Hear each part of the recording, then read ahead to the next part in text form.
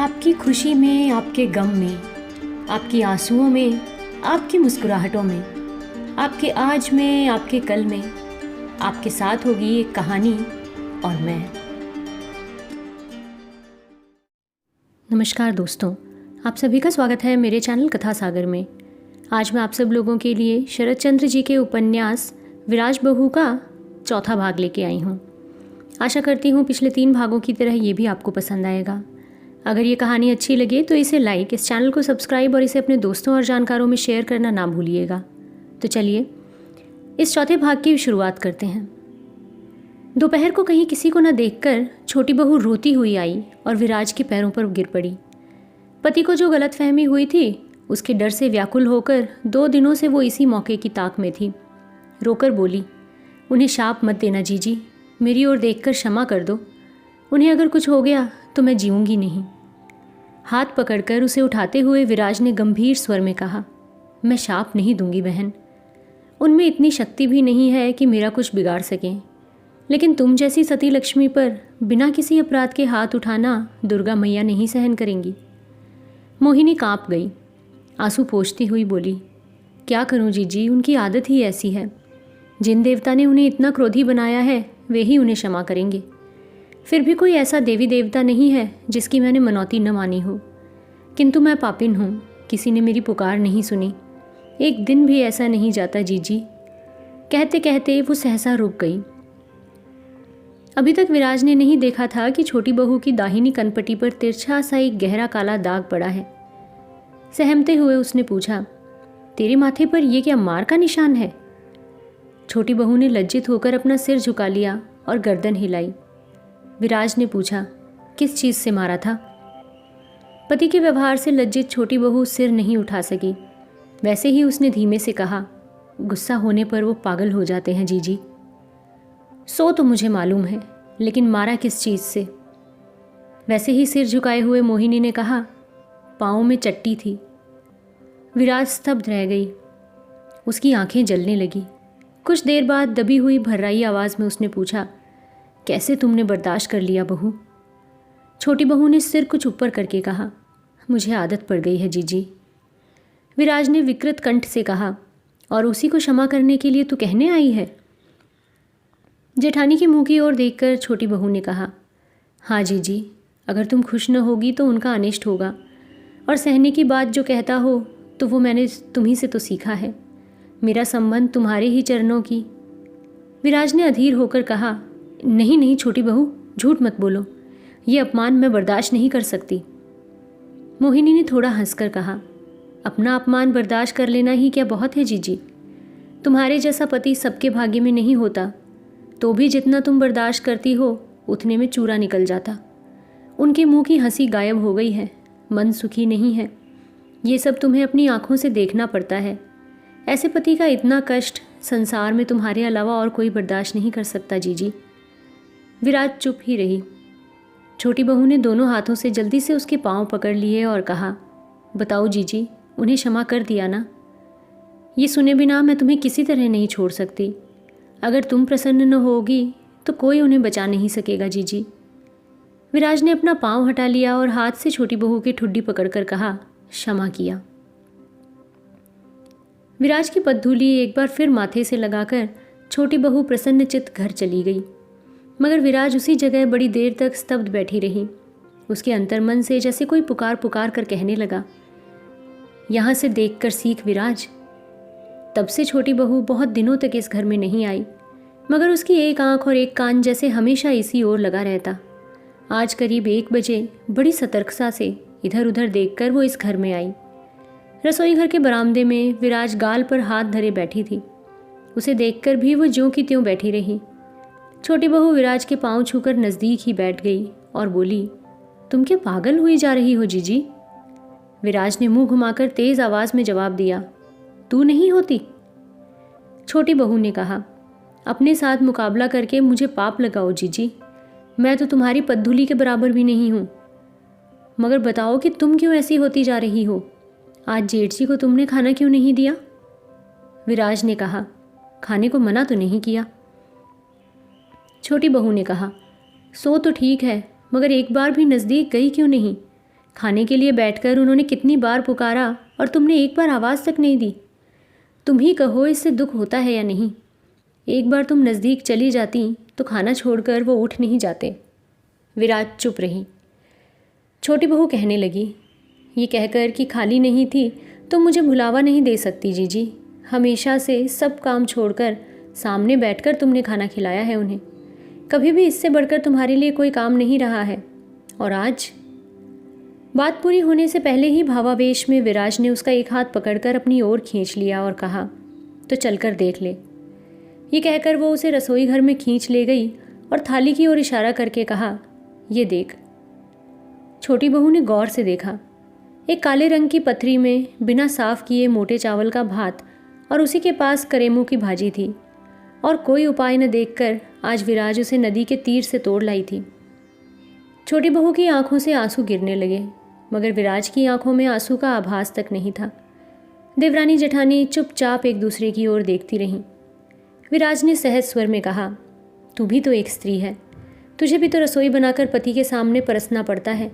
तू ही बता, संसार में कोई स्त्री सामने बैठकर पति का ये भोजन करना देख सकती है? पहले बता दे, इसके बाद मुझे भरपेट गाली दे, मैं कुछ नहीं कहूँगी। छोटी बहू कुछ भी नहीं कह सकी। उसकी आंखों से झरझर आंसू गिरने लगे। विराज कहने लगी, तू ही जानती है छोटी बहू कि देवात रसोई खराब हो जाने से भी अगर किसी दिन उन्होंने खाना नहीं खाया तो मुझ पर क्या गुजरती है। और आज के समय उनके सामने जो ये लाकर रख देने को मिलता है, लगता है अब ये भी नहीं मिलेगा। इससे आगे विराज कुछ कह न सकी। देवरानी की छाती पर पछाड़ खाकर वो गिर गई और उसे गला लगाकर ज़ोर ज़ोर से लिपट कर रोने लगी। देर तक दोनों सगी बहनों की तरह एक दूसरे के गले से चिपटी रहीं। बड़ी देर तक दोनों का अभिन्न नारी हृदय चुपचाप आंसुओं से भीगता रहा। इसके बाद विराज ने सिर उठाया और कहा, ना, मैं तुमसे कुछ भी नहीं छिपाऊंगी, क्योंकि तेरे सिवाय मेरा दुख समझने वाला और कोई नहीं है। मैंने बहुत सोच विचार कर ये देख लिया है कि जब तक मैं यहाँ से हटूंगी नहीं, उनका दुख कष्ट दूर नहीं होगा। रहने पर तो उनका मुख देखे बगैर मैं एक दिन भी नहीं रह सकती। मैं चली जाऊंगी। बता, मेरे जाने पर तू उन्हें देखेगी? छोटी बहू ने आंख उठाकर पूछा, कहाँ जाओगी? विराज के सूखे होठों पर बुझी सी एक उदास हंसी की रेखा खिंच गई। शायद वो कुछ हिचकिचाई। इसके बाद बोली, ये कैसे जानूंगी बहन कि कहाँ जाया जाता है। सुनती हूँ इससे बढ़कर पाप और कोई नहीं है। जो भी हो, दिन रात की ये कुढ़न तो मिट जाएगी। अब बात समझकर मोहिनी कांप गई। घबराकर उसके मुंह पर हाथ रखकर उसने कहा, छी छी, ऐसी बात जुबान पर मत लाना जीजी। आत्महत्या की बात जो कहता है उसे भी पाप लगता है और जो सुनता है उसे भी। छी छी, तुम्हें ये क्या हो गया है जीजी? विराज ने उसका हाथ हटाते हुए कहा, ये नहीं जानती, बस इतना ही जानती हूँ कि अब उन्हें मैं खाना नहीं दे सकती। मुझे स्पर्श करके आज तुम वादा करो कि जैसे भी होगा तुम दोनों भाइयों में मेल करा दोगी। वादा करती हूँ, कहकर मोहिनी बैठ गई और अपनी पूरी शक्ति से उसके दोनों पाँवों को पकड़कर कहा, आज मुझे भी एक भीख दोगी? बतलाओ। विराज ने पूछा, क्या? छोटी बहू ने कहा, ज़रा रुको, मैं अभी आती हूँ। जाने के लिए उसने पैर बढ़ाया ही था कि विराज ने उसका आंचल पकड़ लिया। कहा, नहीं, जाओ मत, एक तिल भी मैं किसी से नहीं लूँगी। छोटी बहू ने कहा, क्यों नहीं लोगी? विराज ने ज़ोर से सिर हिलाते हुए कहा, ये नहीं हो सकता, मैं किसी का कुछ नहीं ले सकती। जेठानी की इस आकस्मिक उत्तेजना को बहू ने क्षण भर गौर से देखा। इसके बाद वो वहीं बैठ गई और ज़ोर से उसे खींचकर पास बिठाकर कहा, तो सुनो जीजी, पता नहीं क्यों पहले तुम मुझे प्यार नहीं करती थी और ठीक से बात भी नहीं करती थी। कितनी बार इसके लिए मैं छिपकर रोई हूँ और कितने देवी देवताओं को मनाया है। उन्होंने भी आज सिर उठाकर देखा और तुमने भी छोटी बहन की तरह मुझे पुकारा है। अब ज़रा सोचकर देखो कि इस हालत में मुझे देखकर अगर तुम कुछ न कर पाती तो कितनी व्याकुल हुई होती। विराज ने कोई जवाब नहीं दिया, सिर झुकाए रही। छोटी बहू उठकर गई और जल्दी ही एक बड़ी सी टोकरी में खाने की चीज़ें भरकर ले आई। विराज स्थिर होकर देख रही थी। छोटी बहू जब नज़दीक आकर उसके आंचल में सोने की एक मोहर बांधने लगी तो उससे रहा नहीं गया। ज़ोर से उसे पीछे धकेलकर चिल्ला पड़ी, ना, ये नहीं हो सकता, मर जाने पर भी नहीं। मोहिनी संभल गई, सिर उठाकर बोली, होगा क्यों नहीं, ज़रूर होगा। मेरे जेठ जी ने मेरी शादी के समय ये मुझे दिया था। मोहर उसने आंचल में बांध दी और झुककर एक बार फिर जेठानी की पद्धूली माथे से लगाकर वो चली गई।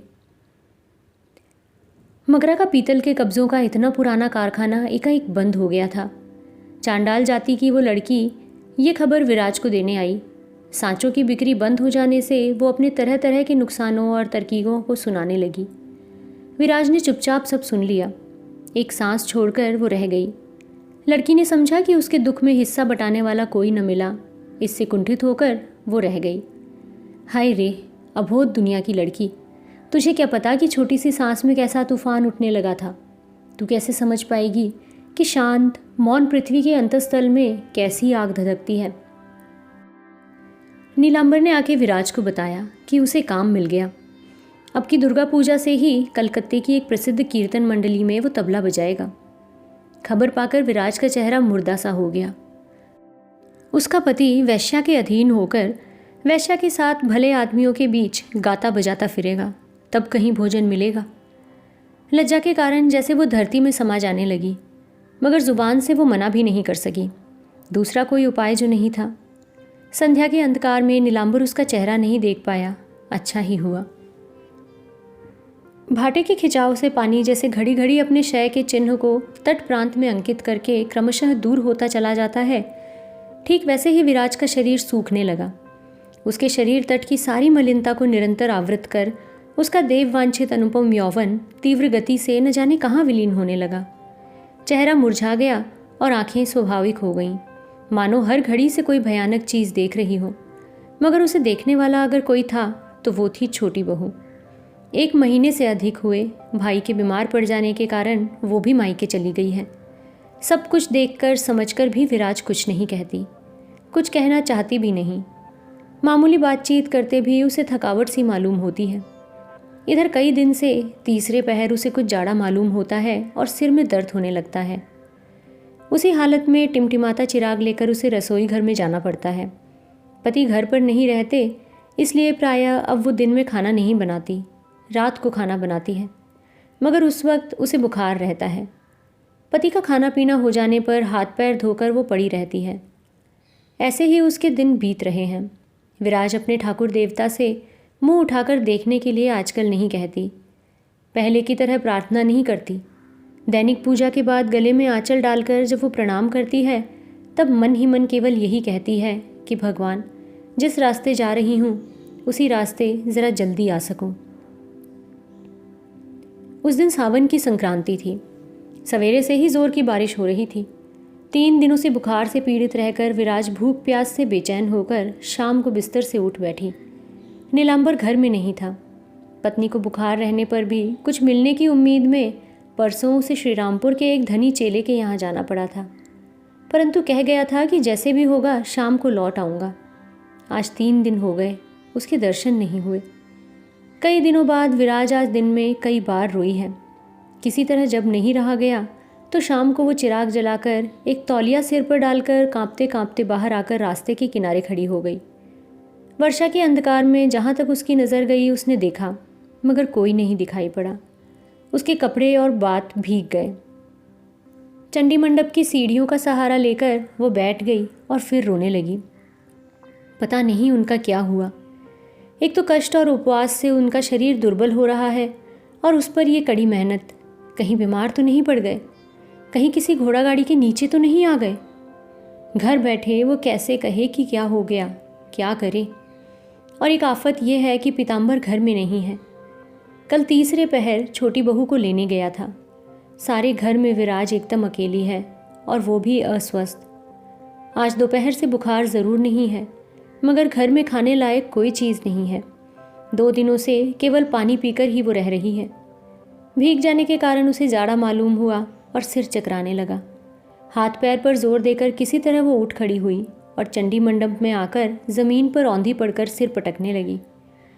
सदर दरवाजे पर किसी ने धक्का दिया। विराज ने गौर से सुना।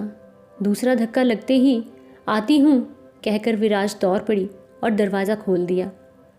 घड़ी भर बैठने की भी उसमें शक्ति नहीं थी। उस मोहल्ले के किसान का लड़का ही किवाड़ों पर धक्का दे रहा था।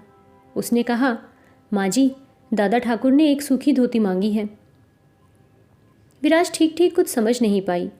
चौखट का सहारा लेकर क्षण भर देखती रहने के बाद पूछा, धोती मांगते हैं?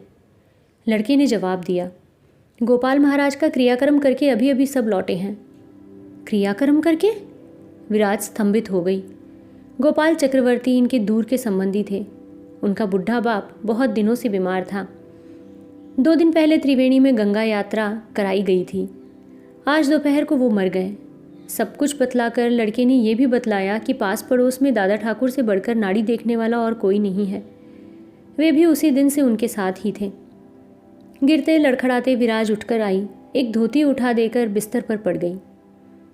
अंधेरे घर में जिसकी स्त्री बुखार, दुश्चिंता और जनाहार से मुर्दा सी पड़ी है, ये जानते हुए भी उसका पति अगर बाहर परोपकार में लगा हो तो उस अभागिन को कहने सुनने के लिए और कोई नहीं रह जाता। आज उसके थके दिमाग में ये बात बार बार आने लगी कि संसार में विराज तुम्हारा कोई नहीं है।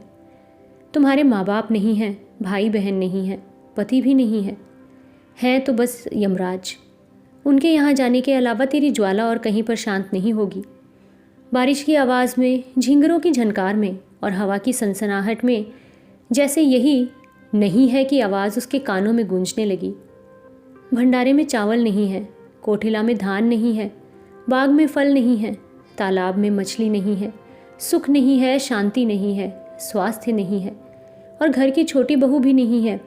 और आश्चर्य ये है कि किसी के विरुद्ध उसके मन में आज कोई खास शोभ भी नहीं है। साल भर पहले पति की इस हृदयहीनता के 100वें हिस्से से भी शायद वो पागल हो उठती, मगर आज एक स्तब्ध अवसाद से जैसे वो अनुभूति सी शून्य होने लगी थी। वैसे ही निर्जीव सी पड़ी पड़ी वो न जाने क्या क्या सोचती रही। आदत के कारण उसे बीच में सहसा याद आ गया कि दिन भर उन्होंने कुछ खाया पिया नहीं। अब उससे नहीं रहा गया। जल्दी से बिस्तर छोड़कर चिराग हाथ में लेकर वो भंडार घर में गई और देखने लगी कि बनाने के लिए कुछ है या नहीं, मगर कुछ भी नहीं मिला। अनाज का एक दाना भी वो न देख पाई।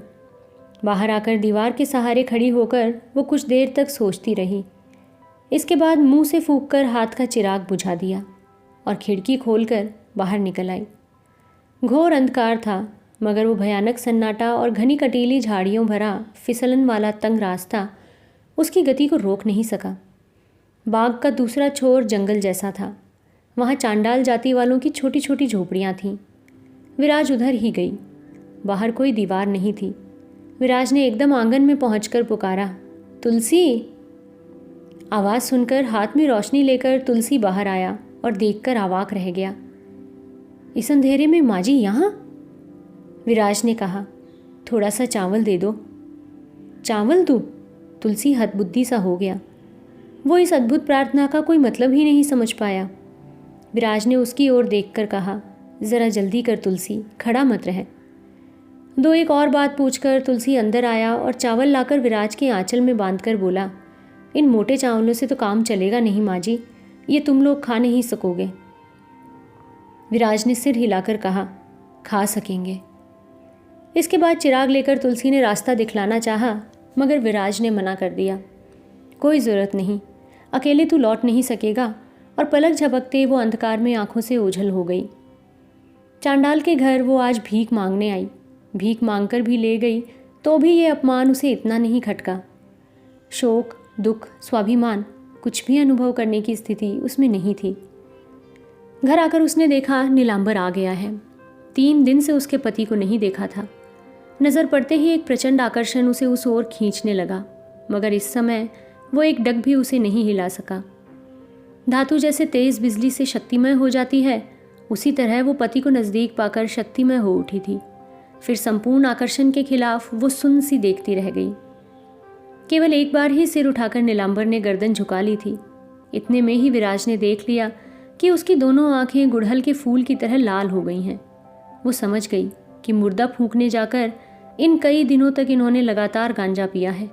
कुछ मिनट तक ऐसे ही रहने के बाद उसने नज़दीक आकर कहा, खाना नहीं हुआ? नीलांबर ने कहा, नहीं। और कोई सवाल न पूछकर विराज चौके में जा गई। सहसा नीलांबर ने पुकार कर कहा, इतनी रात को तुम कहाँ गई थी? विराज खड़ी हो गई। कुछ इधर उधर करके कहा, घाट। नीलांबर ने अविश्वास के स्वर में कहा, नहीं, घाट तो नहीं गई थी, तो यमराज के घर गई थी, कहकर विराज रसोई घर में चली गई। घंटे भर बाद भात परसकर वो बुलाने आई। नीलांबर तब ऊँघ रहा था। नशे के जोर के कारण उसका माथा गर्म हो रहा था। वो सीधा होकर बैठा और वही पहला सवाल फिर दोहराया, कहाँ गई थी? विराज को गुस्सा आ गया, मगर उसने अपने आप को संभालकर सहज स्वर में कहा, खा पीकर इस वक्त सो जाओ, सवेरे ये बात पूछ लेना। नीलांबर ने सिर हिलाकर कहा, नहीं, अभी सुनूंगा, बताओ कहाँ गई थी? उसकी जिद देखकर विराज इस दुख में भी हंस पड़ी। अगर ना बताऊं तो? नीलांबर ने कहा, बतलाना पड़ेगा। विराज ने कहा, पहले खा पी लो तभी सुन सकोगे। नीलांबर ने इस मजाक पर कुछ ध्यान नहीं दिया। आंखें तरेर कर सिर उठाया। आंखों में नशे की खुमारी नहीं थी, घृणा जैसे फूटी पड़ती थी। उसने भयानक आवाज में कहा, कभी नहीं, बिना सुने तुम्हारे हाथ का पानी भी नहीं पीऊंगा। विराज इस तरह चौंक पड़ी जैसे काले नाग के डस लेने पर भी आदमी नहीं चौंकता होगा। लड़खड़ाते हुए वो पीछे हटी और दरवाजे के पास बैठ गई। कहा, क्या कहा? मेरे हाथ का पानी भी नहीं पियोगे? नहीं, किसी तरह भी नहीं। क्यों? पूछ रही हो क्यों? विराज स्थिर दृष्टिपात से पति की ओर देखती रह गई। फिर बोली, अब समझ गई, अब नहीं पूछूंगी, मगर ये किसी तरह भी नहीं बता सकती। कल जब तुम्हें होश होगा तो सब कुछ अपने आप ही समझ जाओगे। इस समय तुम अपने आपे में नहीं हो। नशाखोर सब कुछ बर्दाश्त कर सकता है, मगर अपनी बुद्धि भ्रष्ट हो जाने की बात नहीं बर्दाश्त कर सकता। गुस्से से भरकर नीलांबर कहने लगा, यही तो कहना चाहती हो कि मैंने गांजा पिया है। आज पहले पहल मैंने गांजा नहीं पिया है कि होश भी खो दूंगा, बल्कि तुम ही होश में नहीं हो। तुमने अपनी बुद्धि गंवा दी है, अपने आपे में नहीं हो तुम। विराज उसी तरह उसका मुंह देखती रही। नीलांबर ने कहा, मेरी आंखों में धूल झोंकना चाहती हो विराज? मैं मूर्ख हूं जो मैंने पीताम्बर की बात पर उस दिन विश्वास नहीं किया, मगर उसने छोटे भाई का कर्तव्य पालन किया है। नहीं तो ये नहीं बता सकती थी कि तुम कहाँ थी। झूठ मूठ ही कह दिया कि घाट गई थी। विराज की आंखें बिल्कुल पागलों की सी जलने लगी।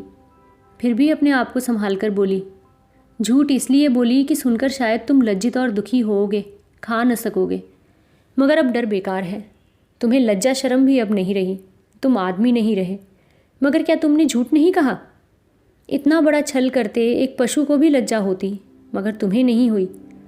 भले आदमी, बीमार औरत को छोड़कर तुम किस चेले के घर 3 दिनों से गांजा पी रहे थे? बतलाओ। बताता हूँ, कहकर पास ही रखा हुआ पनडिब्बा उठाकर नीलांबर ने विराज के माथे पर जोर से दे मारा। सिर में लगकर वो बड़ा सा डिब्बा झन से जमीन पर गिर पड़ा। देखते देखते खून की धार उसकी आंखों के कोने से बहकर होठ तक फैल गई। हाथ से माथा दबाकर विराज चिल्ला पड़ी, तुमने मुझे मारा? मारे गुस्से की नीलांबर कांप रहा था। कहा, नहीं, मारा नहीं, मगर दूर हो जा मेरे सामने से, अब ये मुंह मत दिखाना। विराज उठ खड़ी हुई। कहा, जाती हूँ। एक डग आगे जाकर सहसा वो लौटकर खड़ी हो गई और कहा, मगर बर्दाश्त तो कर सकोगे? कल जब याद आएगा कि बुखार की हालत में तुमने मुझे मारकर निकाल दिया है तो बर्दाश्त कर सकोगे? 3 दिनों से मैंने कुछ खाया पिया नहीं और इस अंधेरी रात में तुम्हारे लिए भीख मांग कर लाई हूँ। इस पतिता को छोड़कर रह सकोगे? खून देखकर नीलांबर का नशा उतर गया था। हतबुद्धि सा वो चुप ही रहा। आंचल से खून पोंछकर विराज ने कहा, साल भर से मैं जाने की सोच रही थी, मगर तुम्हें छोड़कर नहीं जा सकी। आंख उठाकर देखो, मेरे शरीर में कुछ नहीं रह गया है। आंखों से अच्छी तरह सूझता नहीं, एक कदम भी चलने की ताकत नहीं। मैं जाती नहीं, मगर पति होकर तुमने मुझ पर लांछन लगाया है। अब ये मुंह मैं नहीं दिखला सकूंगी। तुम्हारे चरणों तले मरने की ही मुझे बहुत लालसा थी। यही लालसा मैं किसी तरह नहीं छोड़ पा रही थी। आज ये भी छोड़ती हूँ। कहकर माथे का खून पोंछकर विराज फिर खिड़की के खुले रास्ते से अंधेरे बाग में गुम हो गई। नीलांबर ने कुछ कहना चाहा, मगर जुबान नहीं हिली। दौड़कर उसने पीछे पीछे जाना चाहा, मगर उठ नहीं सका। जैसे कि मंत्र फूंककर उसे पत्थर की मूर्ति बनाकर वो आंखों से ओझल हो गई। आज एक बार आंख उठाकर उस सरस्वती नदी की ओर देखो तो डर मालूम होगा। बैसाख की वो सूखी सी नदी सावन के आखिरी दिनों में लबालब होकर तीव्र गति से बह रही थी। जिस काले पत्थर के ऊपर एक दिन बसंत के प्रभात में भाई बहन को असीम स्नेह सुख के साथ हमने बैठे देखा था, उसी काले पत्थर के ऊपर विराज इस अंधेरी रात में शून्य हृदय लेकर कांपते कांपते आकर खड़ी हो गई। गहरी जलराशि सुदृढ़ प्राचीर की दीवार से टकराकर भंवरे बनाती हुई बह रही थी। उसी ओर एक बार उसने झुककर देखा और फिर सामने की ओर। उसके पैरों तले पत्थर, सिर के ऊपर काले बादलों से घिरा हुआ आकाश, सामने काला जल, चारों ओर दो सघन निस्तब्ध वन और इन सबसे काली हृदय की आत्महत्या की प्रवृत्ति है। वहीं बैठकर वो अपने आंचल से अपने हाथ पैर मजबूती से लपेटकर बांधने लगी। सवेरे ही आकाश में घने बादल छा गए थे। टिप टिप पानी बरस रहा था। रात में खुले दरवाजे की चौखट पर सिर रखकर नीलांबर सो गया था। सहसा उसके कानों में आवाज़ आई, बहू जी। नीलांबर हड़बड़ाकर उठ बैठा। ऐसे ही वर्षा से भरे बादलों से घिरे प्रभात में कभी श्री राधा जी शाम की तान सुनकर घबराकर उठ बैठी थी। आंखें मलता हुआ वो बाहर आया। आंगन में खड़ा तुलसी पुकार रहा था। सारी रात वन वन ढूंढकर रोकर थका हुआ, डरा हुआ नीलांबर घंटे 1.5 घंटे पहले वापस आ गया था और दरवाजे पर ही बैठा था। इसके बाद न जाने कब उसे नींद आ गई थी। तुलसी ने कहा, बाबूजी, माँ जी कहाँ हैं? नीलांबर ने हदबुद्दी सा उसकी ओर देखते रहकर कहा, तो तू किसे पुकार रहा था? तुलसी ने कहा, माँ जी को ही तो बुला रहा हूँ बाबू। कल पहर रात बीते घोर अंधेरी रात में मेरे घर जाकर मोटा चावल मांग लाई थी। इससे दरवाज़ा खुला देखकर पूछने चला आया कि उस चावल से काम चला। मन ही मन नीलांबर सब कुछ समझ गया, मगर कुछ बोला नहीं। तुलसी ने कहा, तो इतनी सुबह खिड़की किसने खोली? शायद बहू जी घाट पर गई हैं, कहकर वो चला गया। नदी किनारे के सभी गड्ढे, मोड़ और झाड़ियाँ नीलांबर खोजता फिरा। उसने अभी तक नहाया खाया भी नहीं था। सहसा वो रुक गया। मन ही मन बोला, ये कैसी बेवकूफ़ी मेरे सिर पर सवार है। क्या अभी तक उसे इतना भी याद नहीं होगा कि दिन भर मैंने कुछ खाया भी नहीं? ये याद कर एक क्षण भी वो नहीं रह सकती है। तो फिर ये कैसे ऊटपटांग काम मैं सुबह से करता फिर रहा हूँ? ये उसकी आंखों के सामने इतना साफ दिखाई देने लगा कि उसकी दुश्चिंता मिट गई। कीचड़ ठेलता, खेतों के ढेले फोड़ता हुआ और नाले लांघता हुआ एक सांस से घर की ओर दौड़ा। दिन ढल गया था। पश्चिम आकाश से क्षण भर के लिए बादलों के झरोके से सूरज की लाल किरणें चमक रही थीं। वो सीधा रसोई घर में जाकर खड़ा हो गया। देखा, फर्श पर आसन बिछा हुआ है और रात का परोसा खाना पड़ा हुआ है। चूहे दौड़ रहे हैं। अंधेरे में उसने ख्याल नहीं किया था, परंतु इस समय देखकर समझ गया कि तुलसी के दिए हुए मोटे चावल का भात यही है। बुखार से कांपती हुई विराज अपने भूखे पति के लिए भीख मांग लाई थी। इसी वजह से उसने मार खाई और अश्रव्य बातें सुनकर लज्जा और धिक्कार के मारे वर्षा की उस भयानक रात में वो घर छोड़कर चली गई। नीलांबर वहीं बैठ गया। दोनों हाथों से मुंह छिपाकर औरतों की तरह वो चिल्ला चिल्ला कर रो पड़ा। अभी तक वो लौटकर नहीं आई, तो अब उसे लौटने की उम्मीद नहीं रही। अपनी पत्नी को वो बखूबी जानता था। वो विराज के स्वाभिमान से परिचित था कि उसकी जान चली जाए तो भी दूसरे के आश्रय में रहकर वो अपना ये कलंक प्रकट नहीं होने देगी। उसका हृदय अंदर से हाहाकार कर उठा। इसके बाद वो औंधा पड़ा रहा और दोनों हाथ सामने फैलाकर बड़बड़ाने लगा, ये मैं सह ना सकूंगा विराज, तू लौट आ। शाम हो गई। घर में किसी ने चिराग नहीं जलाया। भोजन बनाने के लिए रसोई घर में नहीं घुसा। रोते रोते नीलांबर की आंखें सूज गईं, मगर किसी ने कुछ नहीं पूछा। 2 दिन से भूखे प्यासे नीलांबर को किसी ने खाने के लिए नहीं बुलाया। बाहर जोर से पानी बरसने लगा। घने अंधकार को चीरकर बिजली कौंध जाती, मानो किसी दुर्योग की खबर दे रही हो। फिर भी नीलांबर ज़मीन में मुंह गड़ाए उसी तरह रोता रहा। जब उसकी नींद खुली तो सुबह हो चुकी थी। बाहर कुछ अस्पष्ट शोरगुल सुनकर वो दौड़ा आया। देखा, दरवाजे पर एक बैलगाड़ी खड़ी है। उससे सामना होते ही छोटी बहू घबराकर घूंघट निकाल कर उतर गई। बड़े भाई पर तिरछी नज़र डालकर पीताम्बर उसकी ओर चला गया। छोटी बहू नज़दीक आई और ज़मीन पर सिर टेक कर उसे प्रणाम किया। नीलांबर ने अस्पष्ट स्वर में कुछ आशीर्वाद दिया और रो पड़ा। छोटी बहू विस्मित हो गई, मगर उसके सिर उठाने से पहले नीलांबर जल्दी से कहीं चल पड़ा। जीवन में पहली बार छोटी बहू अपने पति के खिलाफ नाराज़ होकर खड़ी हो गई। आंसुओं के बोझ से भरी अपनी दोनों आंखों को ऊपर उठाकर उसने कहा, तुम क्या पत्थर हो? दुख के मारे जीजी ने आत्महत्या कर ली, फिर भी हम गैर बने रहेंगे। तुम अलग रह सको तो रहो, मगर घर का सारा काम आज से मैं ही करूँगी। पीताम्बर चौंक पड़ा। क्या कह रही हो तुम? मोहिनी ने जो कुछ सोचा था और तुलसी के मुंह से जो सुना था सब सुना दिया। पीताम्बर सहज ही मान लेने वाला आदमी नहीं था। कहा, मगर उसका शरीर तो पानी में उतरा जाता। छोटी बहू ने आंखें पोंछकर कहा, नहीं भी उतरा सकता है, धारा में बह गया होगा। संभव है गंगा माता ने उस सती लक्ष्मी को अपनी गोद में ले लिया हो, और खोजा ही किसने?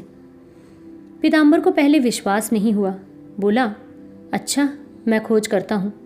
फिर कुछ सोचकर कहा, भाभी कहीं अपनी माँ के घर तो नहीं चली गई? मोहिनी ने सिर हिलाते हुए कहा, कभी नहीं, बड़ी स्वाभिमानिनी थी वो, और कहीं नहीं गई, नदी में जान दे दी।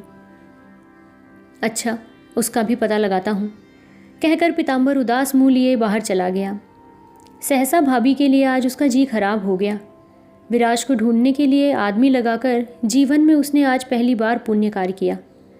पत्नी को बुलाकर कहा, यदु से आंगन का बेड़ा तुड़वा दो और तुमसे जो कुछ हो सके करो, दादा की ओर देखा नहीं जाता। ये कहकर थोड़ा सा गुड़ खाकर पानी पीकर बगल में बस्ता दबाए वो काम पर चला गया। 4-5 दिन नागा हो जाने से उसका बहुत नुकसान हो गया था। काम करते करते आंसू पोंछती हुई छोटी बहू यही सोच रही थी कि जिस मुंह की ओर देखा नहीं जाता था वो मुंह न जाने कैसा हो गया है। चंडी मंडप में आंखें बंद किए हुए नीलांबर स्तब्ध बैठा था। सामने दीवार पर राधा कृष्ण की युगल जोड़ी की तस्वीर टंगी थी। ये तस्वीर जागृत की देवता है। जब रेलगाड़ी नहीं थी तब पैदल यात्रा करके नीलांबर के बाबा इसे वृंदावन से ले आए थे। वे परम वैष्णव थे। ये तस्वीर उनसे आदमी की तरह बातचीत करती थी। ये कहानी अपनी माँ से नीलांबर ने कई बार सुनी है। ठाकुर देवता की बात उसके लिए अस्पष्ट बात नहीं थी। ये सब उसके लिए प्रत्यक्ष सत्य था कि सच्चे विश्वास के साथ पुकार सकने पर ये सामने आकर बात करते हैं। इसी से छिपकर इस तस्वीर से बात करने की कोशिश वो कितनी ही बार कर चुका है, मगर सफल नहीं हुआ। इस असफलता का कारण उसने अपनी अक्षमता को ही मान लिया है। लिखना पढ़ना वो जानता नहीं, बस अक्षर पहचानता था। उसके मन में ये संदेह कभी नहीं उठा कि तस्वीर सचमुच ही नहीं बोलती है। उसके बाद विराज से उसने रामायण महाभारत पढ़ना और चिट्ठी लिखना सीखा था। शास्त्र या धर्म ग्रंथों के पास वो कभी नहीं फटका था। इसी से ईश्वर के प्रति उसकी धारणा एकदम स्थूल थी। इस मामले में वो कोई तर्क भी बर्दाश्त नहीं कर सकता था। इन्हीं बातों को लेकर बचपन में वो कभी पीताम्बर के साथ मारपीट भी कर बैठता था। विराज नीलांबर से केवल 4 साल छोटी थी, इसलिए उसे उतना आदर नहीं देती थी। एक बार मार खाकर विराज ने नीलांबर के पेट में काटकर खून निकाल दिया था। सास ने दोनों को छुड़ा दिया था और विराज को समझाया था, छी बेटी, बड़ों को इस तरह नहीं काटना चाहिए। विराज ने रोते रोते कहा था, पहले उन्हीं ने मुझे मारा। तब बेटे को बुलाकर उसने कसम खिला दी कि फिर कभी बहू पर हाथ न उठाए। तब वो 14 साल का था, आज वो 30 के करीब है। लेकिन तब से उस दिन तक मातृभक्ति नीलांबर ने माँ की आज्ञा का उल्लंघन नहीं किया। स्तब्ध नीलांबर ने आज बीते दिनों की इन बातों को याद कर पहले माँ से क्षमा मांगी, फिर उन्हीं जागृत देवता से बुदबुदाकर कहा, भगवान, तुम तो सब कुछ देखते हो। अगर उसने कोई अपराध नहीं किया तो सारा पाप मुझ पर लाद कर उसे स्वर्ग जाने दो। यहाँ उसे बहुत दुख हुआ है, अब और दुख मत देना। उसकी बंद आँखों के कोरों से आंसू गिर रहे थे। सहसा उसका ध्यान भंग हुआ। बापू, नीलांबर ने विस्मित होकर देखा। थोड़ी दूर पर छोटी बहू बैठी है। उसके चेहरे पर मामूली घूंघट था। उसने सहज स्वर में कहा, बापू, मैं आपकी बेटी हूँ, अंदर चलिए, नहा धोकर आपको थोड़ा भोजन करना होगा। नीलांबर पहले अवाक होकर देखता रहा, मानो युग युग से किसी ने उसे खाने के लिए नहीं बुलाया हो। छोटी बहू ने फिर कहा, बापू, खाना तैयार है। अब के नीलांबर समझ गया। एक बार उसका शरीर कांप गया, फिर औंधा होकर वो रो पड़ा। खाना तैयार है ना बेटी? गांव के सब लोगों ने सुना और सबने विश्वास किया कि विराज बहू नदी में डूबकर मर गई। विश्वास केवल धूर्त पीताम्बर ने नहीं किया। मन ही मन वो तर्क करने लगा कि इस नदी में इतने मोड़ हैं, इतनी झाड़ियां हैं, कहीं न कहीं लाश अवश्य अटक जाती। नदी में नाव से और किनारे किनारे आदमियों के साथ चारों ओर खोज डालने पर भी जब लाश का पता नहीं चला तो उसे विश्वास हो गया कि भाभी ने और चाहे जो कुछ किया हो मगर नदी में डूबकर नहीं मरी। कुछ देर पहले उसके मन में एक संदेह उठा था, वही संदेह फिर उसके मन में उठने लगा, मगर किसी के सामने वो उसे प्रकट नहीं कर पाता था। एक बार मोहिनी ने उससे कहना शुरू किया तो जीभ काटकर कानों में उंगली डालकर पीछे हटकर उसने कहा, तब तो देवी देवता भी मिथ्या हैं, दिन रात भी झूठ है। फिर दीवार पर टंगी भगवती अन्नपूर्णा की तस्वीर की ओर देखकर कहा, मेरी जीजी इन्हीं भगवती का अंश थीं, और कोई बात जाने या न जाने मगर मैं जानती हूँ। इतना कहकर वो चली गई। पीताम्बर ने क्रोध नहीं किया। एकाएक वो इस तरह बदल गया था जैसे कोई दूसरा आदमी हो। मोहिनी जेठ से बोलने लगी है। खाना परोसकर वो आड़ में बैठ जाती और पूछ पूछ कर सब कुछ जान चुकी है। संसार में केवल उसी ने जाना कि क्या हुआ था, केवल उसी ने समझा कि क्या मर्मभेदी व्यथा उसकी छाती में चुभ गई है। नीलांबर ने कहा, बेटी, चाहे मेरा कितना ही अपराध क्यों न हो, परंतु जानबूझकर मैंने कुछ नहीं किया। फिर माया ममता छोड़कर वो कैसे चली गई? क्या इसी कारण चली गई बेटी कि अब और नहीं सह सकती थी? मोहिनी को बहुत कुछ मालूम था। एक बार उसके जी में आया कि कह दे कि जीजी एक दिन अपने जाने की बात कह रही थी और अपने पति का सारा भार उस दिन मुझे सौंप गई थी, मगर उससे कुछ कहा नहीं गया। वो चुप रही। पीताम्बर ने एक दिन पत्नी से पूछा, तुम दादा से बातें करती हो? मोहिनी ने कहा, हाँ, उन्हें बापू कहती हूँ, इसी से बोलती हूँ। पीताम्बर ने हंसकर कहा, लोग हंसी उड़ाते हैं। लोग और कर ही क्या सकते हैं? वे अपना काम करें, मैं अपना काम करूँगी। ऐसी हालत में अगर उन्हें बचा सकी तो सारी लोक निंदा सिर आंखों पर ले लूँगी, कहकर वो काम से चली गई। 15 महीने गुजर गए। आगामी शारदीय पूजा के आनंद का अभाव जल, थल, पवन और आकाश चारों ओर दिख रहा है। दिन का तीसरा पहर है। नीलांबर एक कंबल के आसन पर बैठा है। शरीर दुबला हो गया है, चेहरा पीला पड़ गया है। सिर पर छोटी छोटी जटाएं हैं तथा आंखों में है विश्वव्यापी करुणा और वैराग्य। महाभारत की पोथी बंद कर विधवा बहू को संबोधित करके बोला, मालूम होता है बेटी, पूटी यदि आज नहीं आएंगी। बिना किनारी की सफ़ेद धोती पहने हुए निराभरण छोटी बहू थोड़ी दूर बैठी महाभारत सुन रही थी। दिन की ओर देखकर उसने कहा, नहीं बापू, अब भी वक्त है, वो आ सकते हैं। ससुर के मर जाने के बाद पूटी स्वतंत्र है। पति और दास दासियों के साथ आज वो पिता के घर आने वाली है और ये समाचार उसने पहले ही भिजवा दिया है कि पूजा के दिनों में वो यहीं रहेगी। उसे ये सब नहीं मालूम कि माँ समान उसकी भाभी नहीं रही और छोटा भाई सांप के काट लेने के कारण 6 महीने पहले ही मर गया। नीलांबर ने निश्वास छोड़कर कहा, सोचता हूँ कि अगर वो नहीं आती तो अच्छा होता। एक साथ ही इतना दुख वो कैसे बर्दाश्त कर सकेगी। बहुत दिनों बाद अपनी बहुत ही प्यारी छोटी बहन के लिए आज उसकी शुष्क आंखों में आंसू दिखाई पड़ा। सांप के काट लेने पर पीताम्बर ने कोई झाड़ फूंक नहीं करने दी। अपने भाई के दोनों पैरों को पकड़कर उसने कहा, मुझे कोई दवा नहीं चाहिए, अपनी पद्धुली मेरे माथे पर मुंह में दे दो। इससे अगर मैं बचा नहीं तो बचना चाहता भी नहीं। आखिरी समय तक उसके पैरों पर सिर रगड़ता रहा। उसी दिन नीलांबर आखिरी बार रोया था।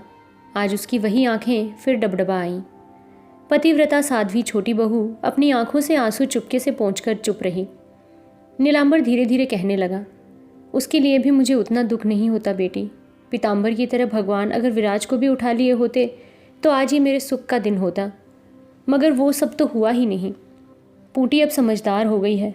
बताओ बेटी, अपनी भाभी के कलंक की बात सुनकर उस पर क्या गुजरेगी? तब तो सिर उठाकर वो देख भी नहीं सकेगी। सुंदरी को इतनी आत्मग्लानि हुई कि वो बर्दाश्त नहीं कर सकी। करीब 2 महीने पहले उसने स्वीकार कर लिया था कि विराज मरी नहीं, बल्कि जमींदार राजेंद्र के साथ घर छोड़कर चली गई। नीलांबर का मानसिक अवसाद उससे देखा नहीं गया था। उसने सोचा था कि ये बात सुनकर शायद वो क्रोधित हो जाए और ये दुख भूल जाए। घर आकर नीलांबर ने ये बात छोटी बहू से कही थी। वही बात छोटी बहू को याद आ गई। थोड़ी देर चुप रहकर उसने कोमल स्वर में कहा, ननद जी से नहीं कहा जाएगा। कैसे छिपाऊंगा बेटी? जब वो पूछेगी कि भाभी को क्या हुआ था तो क्या कहूँगा? छोटी बहू ने कहा, जो सभी जानते हैं वही कहा जाएगा कि नदी में डूब गई।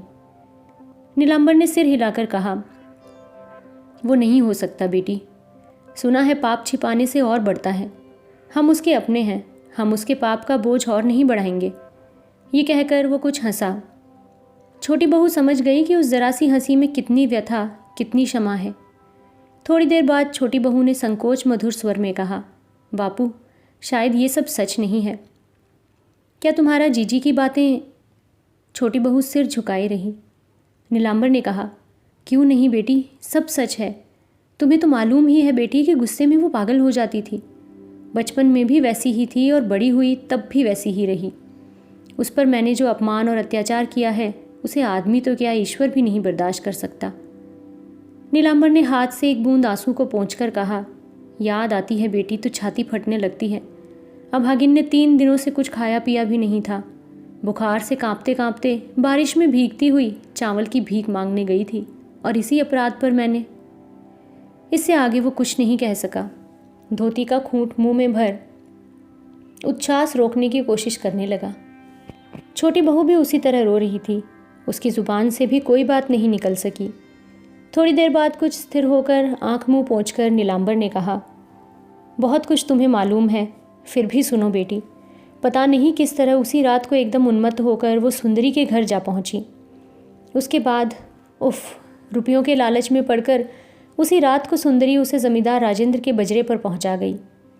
बात पूरी होने के पहले ही मोहिनी लाज शर्म छोड़कर आत्मविस्मृत होकर चिल्ला पड़ी, ये कभी सत्य नहीं हो सकता बापू, कभी नहीं। नहीं, जीते जी जीजी ऐसा कोई काम नहीं करेगी। वो तो सुंदरी को देखना भी पसंद नहीं करती थी। नीलांबर ने सहज स्वर में कहा, यह भी मैंने सुना है। शायद तुम्हारी ही बात सच हो बेटी, उसके शरीर में प्राण नहीं था। जब उसका ज्ञान और बुद्धि अच्छी थी तभी उसने वो मुझे अर्पण कर दिया था।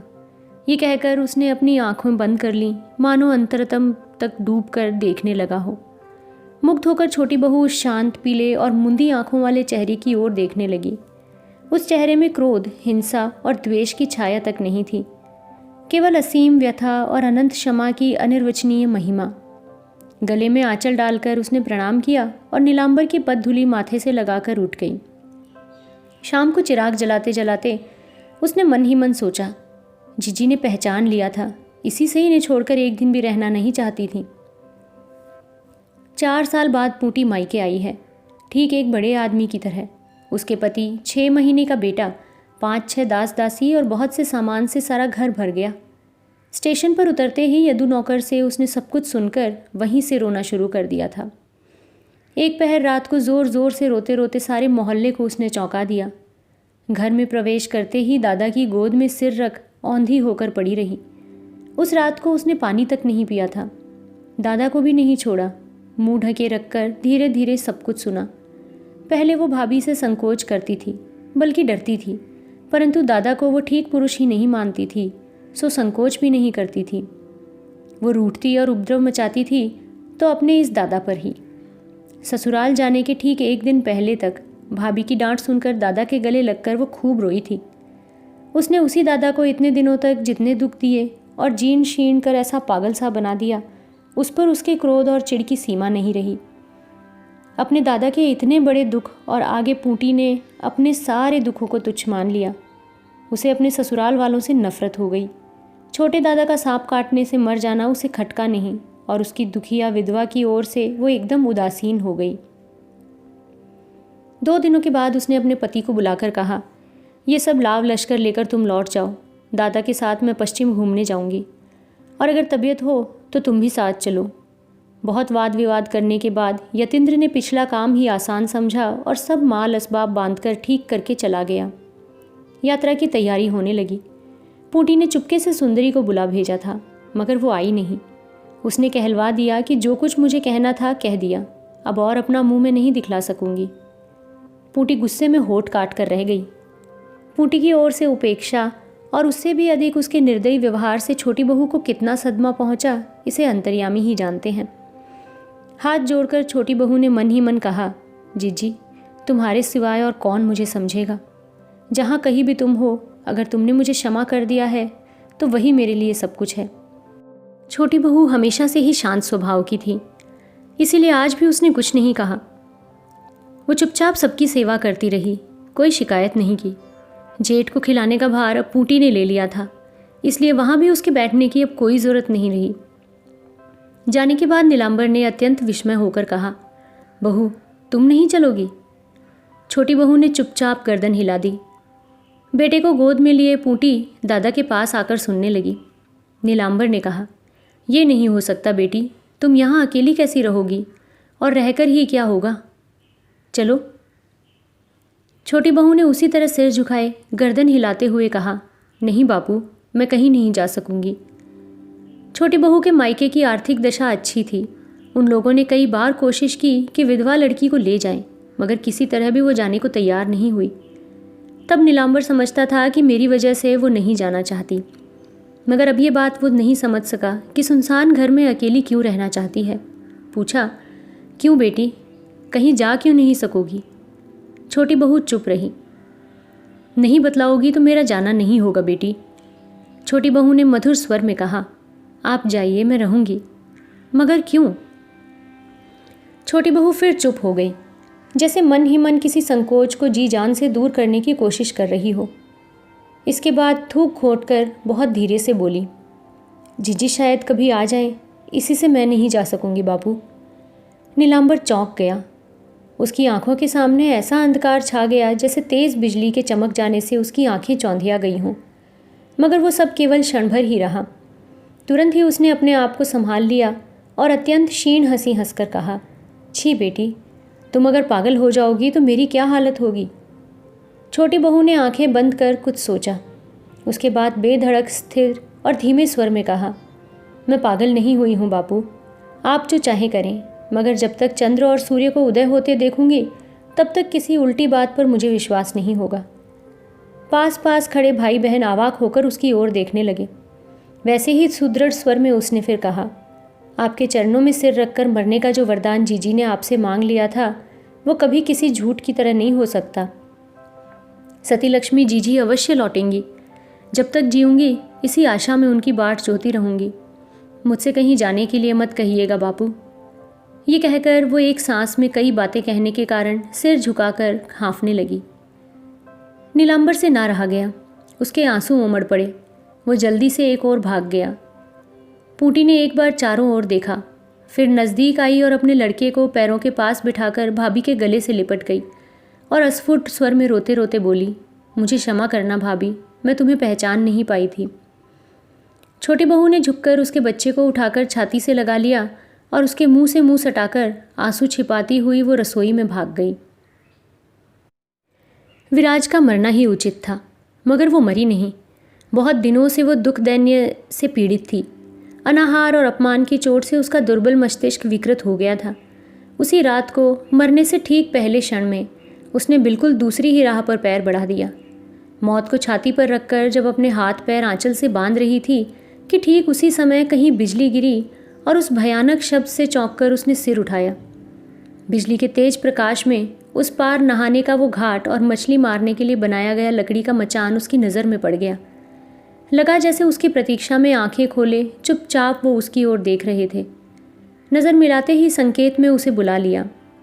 सहसा भयानक स्वर में विराज कह उठी, वे साधु पुरुष तो मेरे हाथ का पानी तक न पिएंगे, मगर ये पानी तो पिएगा, अच्छी बात है। लोहार की धौंकनी में जलते हुए कोयले की तरह विराज के प्रज्वलित मस्तिष्क के सामने उसका अतुलनीय अमूल्य हृदय भी जल भुनकर राख हो गया। पति, धर्म और मृत्यु को भूलकर प्राणपण से वो उस पार के घाट की ओर जाने लगी। आकाश की छाती को चीरती हुई अंधकार में एक बार बिजली कड़कड़ाकर कौंध गई। विराज की फैली हुई नज़र सिकुड़कर अपनी ओर चली गई। सिर उठाकर एक बार उसने पानी की ओर देखा, गर्दन घुमाकर एक बार घर की ओर देखा। इसके बाद बंधन खोलकर पलक मारते ही वो अंधेरे जंगल में गायब हो गई। उसके कदमों की आवाज़ से खसखस सरसर करके कितने ही जीव जंतु उसका रास्ता छोड़कर हट गए, मगर उसने ध्यान उधर नहीं दिया। वो सुंदरी के पास जा रही थी। पंचानन ठाकुर तल्ले में वो रहती थी। पूजा चढ़ाने जाकर विराज कई बार उसका घर देख गई थी। इस गांव की बहू होने पर भी बचपन में इस गांव का करीब करीब सब रास्ता वो जान गई थी। थोड़ी ही देर में सुंदरी की बंद खिड़की के पास वो पहुंच गई। इसके करीब 2 घंटे बाद ही कगाल मल्ला ने अपनी नाव उस पार के लिए छोड़ दी। कितनी बार रात को पैसे के लालच में उसने सुंदरी को उस पार पहुंचाया है और आज भी ले जा रहा है, मगर आज एक के बदले 2 औरतें चुपचाप बैठी हैं। अंधेरे में उसने विराज का मुंह नहीं देखा, देखता तो भी पहचान नहीं पाता। अपने घाट के पास आकर दूर से ही अंधेरे में किनारे पर एक धुंधले दीर्घ शरीर को सीधा देखकर विराज ने आंखें बंद कर लीं। सुंदरी ने फिर धीरे से पूछा, इस तरह किसने मारा? विराज ने अधीर होकर कहा, उनके अलावा मुझ पर और कौन हाथ उठा सकता है सुंदरी, जो तू बार बार पूछ रही है? अप्रतिभ होकर सुंदरी चुप हो गई। 2 घंटे बाद सजे सजाए बजरे का लंगर जो ही उठने लगा, विराज ने सुंदरी की ओर देखकर पूछा, तू साथ नहीं चलेगी? सुंदरी ने कहा, नहीं बहू, मैं यहाँ नहीं रही तो लोग शक करेंगे। डरो मत बहू, जाओ, फिर भेंट होगी। विराज ने और कुछ नहीं कहा। उसी डोंगी से सुंदरी घर वापस आ गई। विराज को लेकर जमींदार का सुंदर सुडौल बजरा किनारा छोड़ गया और त्रिवेणी की ओर चल पड़ा। जोर की हवा में डांडों की आवाज़ दब गई। एक और राजेंद्र चुपचाप सिर झुकाए शराब पीने लगा। प्रस्तर मूर्ति की तरह पानी की ओर देखती हुई विराज बैठी रही। राजेंद्र ने आज बहुत शराब पी थी। नशे में वो उन्मत्त हुआ जा रहा था। बजरा सप्तग्राम की सीमा पार कर गया। तब उठकर वो विराज के पास आ गया। विराज के सूखे बाल बिखरकर इधर उधर लौट रहे थे। माथे का आंचल खिसककर कंधे पर आ गया था।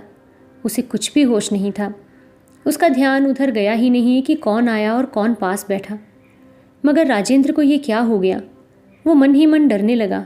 जैसे किसी भयंकर स्थान में अकेले पड़ जाने से आदमी को भूत प्रेत का भय होने लगता है। वो देखता ही रह गया, बुलाकर बातचीत नहीं कर सका। और इस औरत के लिए उसने क्या नहीं किया। 2 साल तक इसके लिए दीवाना रहा। सोते में जागते में केवल एक झलक देख लेने की लालसा में वो वन वन मारा फिरा। फिर जिस बात की उसे स्वप्न में भी आशा न थी, वही समाचार सुंदरी ने उसे सोते से जगाकर उसके कान में कहा तो अपने सौभाग्य पर पहले तो उसे विश्वास ही नहीं हुआ। सामने नदी घूम गई थी। उसके दोनों किनारों पर बहुत से बरगद और पाकर के बड़े बड़े पेड़ और बांस के झुरमुट थे। जगह जगह बांस की लाइनें और पेड़ों की डाल पानी की सतह तक झुक गई थी, जिससे अंधकार और घना हो गया था। यहाँ पहुंचकर राजेंद्र ने अपना साहस बटोरकर किसी तरह कह डाला, आप ज़रा अंदर चलकर बैठें, यहाँ पेड़ों की डालियाँ वगैरह लगेंगी। विराज ने सिर घुमाकर देखा। सामने एक छोटा सा चिराग जल रहा था। उसकी मध्यम रोशनी में दोनों की आंखें मिली। उस समय वो दुष्चरित्र पराई ज़मीन पर खड़ा होकर भी उस नज़र को बर्दाश्त कर सकता था, मगर आज अपने कब्ज़े में होने और शराब के नशे में चूर रहने पर भी वो नज़र के सामने सीधे नहीं देख सका। उसकी गर्दन झुक गई। विराज देखती रह गई। पर पुरुष उसके इतने नज़दीक बैठा है, फिर भी मुंह पर पर्दा नहीं है, सिर पर आंचल नहीं है। इसी समय मल्लाह डांड चलाना छोड़कर छोटी छोटी डालियां हटाने में व्यस्त हो गए। नदी यहाँ पर कुछ तंग थी, इसलिए भाटे का आकर्षण भी तेज था।